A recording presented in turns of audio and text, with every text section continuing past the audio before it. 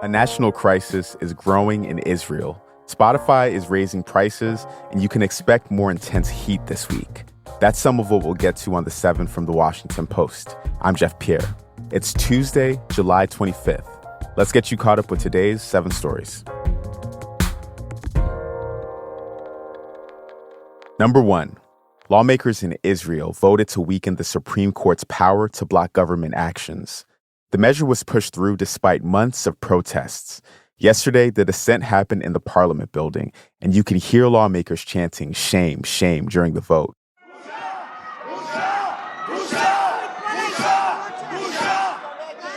Thousands of people marched in Jerusalem and Tel Aviv yesterday. Police used water cannons and horse patrols against them. 52-year-old Army officer Tomer Nove was one of the people who joined the massive protests. This is a fight for values. This is a fight for our lives, for our children. We will never surrender. I promise you. They do not have the power against our forces, which are millions of people. And now the people just like me, which are serving the army, are saying, I'm not going to get commands from a government which is so right-wing, so unreasonable. Never. Yesterday's vote may have been the start of a wider overhaul of Israel's legal system. Protesters say the plan threatens one of the only real checks on government power.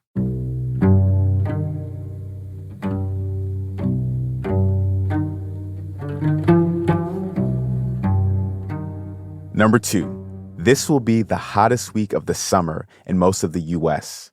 More than 250 million people are set to suffer heat indexes over 90 degrees.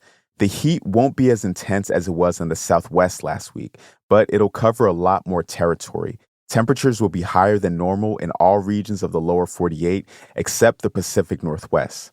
This all comes as a new study found that deadly heat waves in parts of North America and Europe this month would have been virtually impossible without climate change. The situation has been particularly bad in Greece.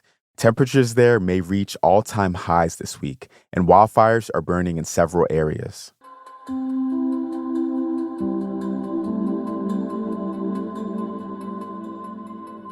Number 3. The Justice Department sued Texas over its floating barrier on the Rio Grande.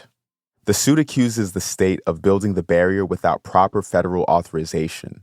The 1,000-foot chain of buoys is intended to stop migrants crossing into the U.S. from Mexico.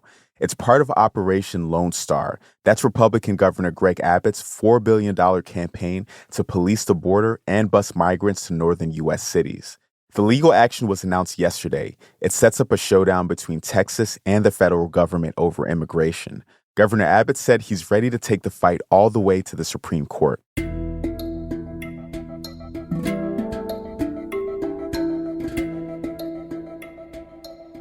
Here's number 4. IRS agents will no longer knock on taxpayers' doors unannounced. IRS agents knock on tens of thousands of doors each year, but under a new plan announced yesterday, that will be reduced to hundreds, and only in unusual circumstances. The decision was made over concerns about employee safety when dealing with angry taxpayers. Instead of making house calls to people who have ignored overdue tax notices in the mail, the agency will send letters to tell taxpayers to schedule a visit with a revenue officer.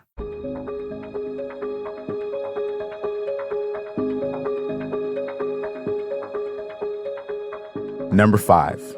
The politics of coronavirus vaccines may have led to excess deaths among Republicans. A study published yesterday showed that registered Republicans in Ohio and Florida had a higher rate of excess deaths than Democrats in the months following April 2021. That's when the coronavirus vaccines became available to adults. The result comes with a few caveats. The study's data didn't directly attribute the excess deaths to COVID, and it didn't look at voters with no registered party affiliation.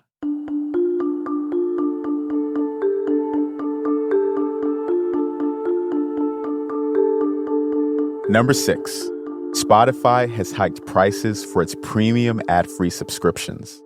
The company said yesterday that individual plans will increase by $1 to $10.99 in the U.S. and family plans to $16.99. Duo plans will go up by $2 to $14.99 a month. This brings Spotify's price in line with other music streaming services. The increase for individual plans is the first in over a decade at the world's biggest music streamer. If you're already a Spotify user, you'll get a month-long grace period before the new price comes into effect.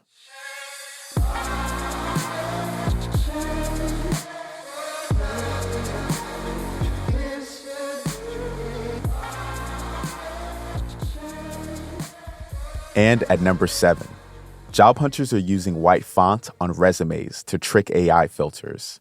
This is a hack that you might have seen mentioned on social media.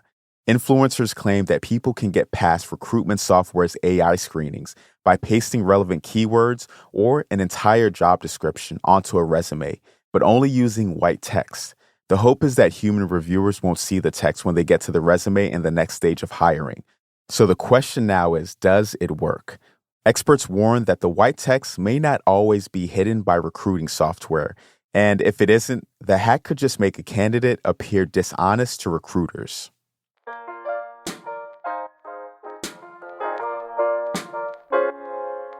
You're all caught up for today. If you're liking the show, you can leave us a review on Apple. You can also just write your World Cup hot takes. If you're listening on Spotify, leave us a rating. And just remember, I didn't have anything to do with that price hike. I'm Jeff Pierre, and I will meet you back here tomorrow.